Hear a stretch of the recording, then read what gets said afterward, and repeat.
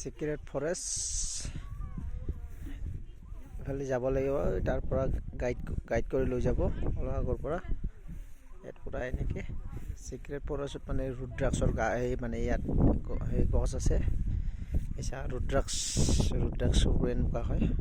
তাৰমানে সাতমুখী আছে সাতমুখী বহুত কম এইটো ৰুদ্ৰাক্ষ হয় পাঁচমুখী আছে দুইমুখী আছে চাৰিমুখী আছে একদম পুৰা একদম অৰিজিনেল ৰুদ্ৰাক্ষ